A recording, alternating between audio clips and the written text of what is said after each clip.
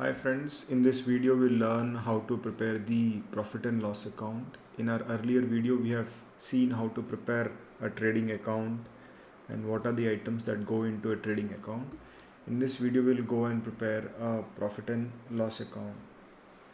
After preparation of the trading account, the next account which we prepare is called as the profit and loss account. I'll prepare here for you profit and loss account of trader as for year ended 31st March 21, debit side, and this is the credit side. Now how to prepare the P&L account? It is very simple. You can see I have already prepared some ledger accounts for you here. Salaries account is showing a debit balance of 1,20,000. We are showing an entry here, salaries account to bank 1,20,000. Now at the end of the year, the salaries account has to be closed. And how will you close it? By crediting this account and debiting some other account. So what we do is we simply write here by P&L account 1,20,000. With this account will get closed and salaries account will be posted to the profit and loss account. To salaries 1,20,000. Rent account is again showing a debit balance to bank 60,000. This account has to be closed. It's a nominal account. At the end of the year, this account has to be closed, and the transfer will be and the balance will be transferred to P&L account. So we write here by P&L account. This account gets closed, and we'll write here to rent 60,000. There is stationery account here. It is again an expense for us. We are assuming the entire stationery was consumed and there is no stationery left at the end of the year. So during the year we purchased stationery worth 10,000. It has to be expensed off by transferring it to the P&L account. We'll write here by P&L account 10,000 to P&L account 10,000 rupees. Sorry, not P&L account. We'll write here to stationery 10,000 rupees. Repairs, again it is an expense which has to be closed at the end of the year. We transfer it to P&L account by P&L account 5,000. Here we'll write to repairs 5,000. You can see depreciation account to assets debit 20,000. Depreciation account at R to assets and entry we have already passed. Depreciation account is again a loss for the business. It's an expense for the business. It has to be transferred to the P&L account and the account has to be closed at the end of the year. So we'll write here to depreciation 20,000. General expenses, miscellaneous expenses, small expenses, they are not bifurcated. They are just put into a single account. General expense account is showing a debit balance of 4,000.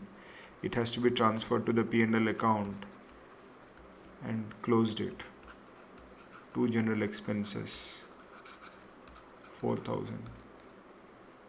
Telephone expenses, again it has to be closed by transferring it to the P&L account. It is not an asset, so we transfer it to the P&L account and close it to telephone expenses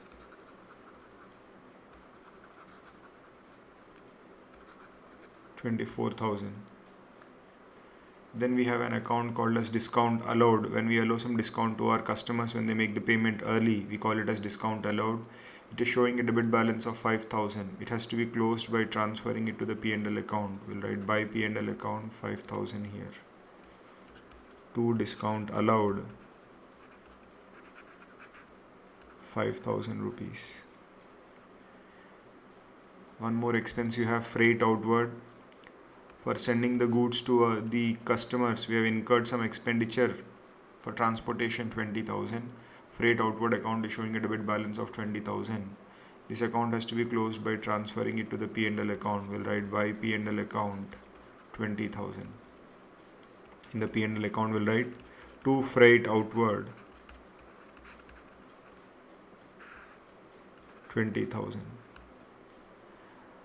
There is one more account, bad debts. Bad debts account, debtor to debtors is the entry we pass when the debtors become bad. This account has to be closed by transferring it to the P&L account. We'll write by P&L account 10,000. It's a loss for the business, so it has to be transferred to the P&L account and closed. Two bad debts, 10,000 rupees.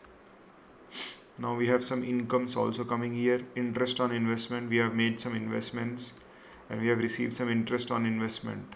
Let us say we have made some fixed deposits and the bank is giving some interest.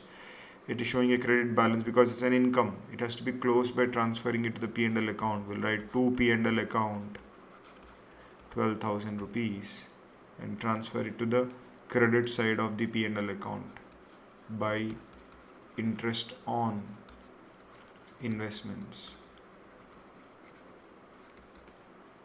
12,000 rupees. Discount received when we pay to our suppliers earlier than the due date. Let us say they have given us 3 months time to make the payment. We make the payment early, say 1 month early. The creditors may give us some discount. That's an income for the business. It has to be closed by transferring it to the P&L account. We'll write here to P&L account 5,000 rupees and here we'll write by discount received 5,000 rupees. With this we have closed all the expenses and incomes account which were there before us. Now we'll see how to close the profit and loss account. Debit side we have shown all indirect expenses. These expenses are incurred for running the business. So we have debited it to the profit and loss account. Expenses relating to purchasing the goods, producing them was shown in the trading account. All other expenses are shown in the profit and loss account. Now we have one item which comes from the trading account to the P&L account. We call it as gross profit.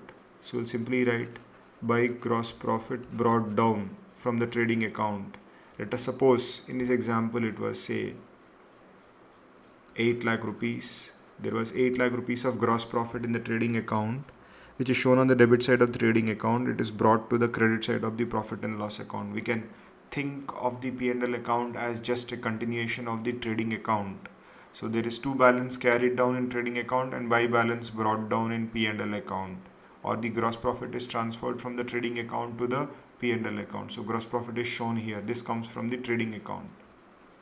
Now we will calculate the net profit of the business. How do we calculate net profit of the business? We will total the credit side.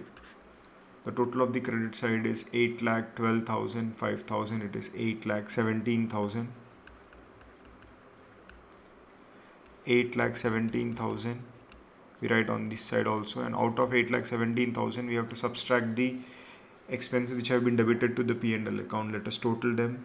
1 lakh 20,000 plus 60 is 1 lakh 80, 190, 195, 2 lakh 15,000, 2 lakh 19,000, 2 lakh 23,000, 2 lakh 43,000, 2 lakh 48,000, 2 lakh 68,000 and 2 lakh 78,000. So total of the expenses 2 lakh 78,000. So we'll subtract 8 lakh 17,000 minus 2 lakh 78,000. This was my expenditure. So what I'll do is out of this I'll subtract all the debit items. Now I'm left with 17 minus 8 is 9, 10 minus 7 is 3 and 7 minus 2 is 5. So we are left with a profit of 5 lakh 39,000. It is called as to net profit, which is transferred to capital account of the owner. Transferred to capital account. So then profit is transferred to the capital account and closed. So this is how we prepare the profit and loss account. All expenses and incomes which are not shown in the trading account are very simply shown in the profit and loss account. So trading account tells us whether we are able to sell the goods profitably or not. Profit and loss account tells us whether we are able to carry on the business at a profit or loss. Okay, so at the end of the year, after considering all expenses and incomes, we are left with a profit of 5,39,000. This profit belongs to the owner. That is why it is transferred to the capital account. Okay. This is just an illustration, or we can say an introduction to the profit and loss account. In our future videos, we'll dive deeper into the P&L account concept and learn many more new concepts as well. Thank you.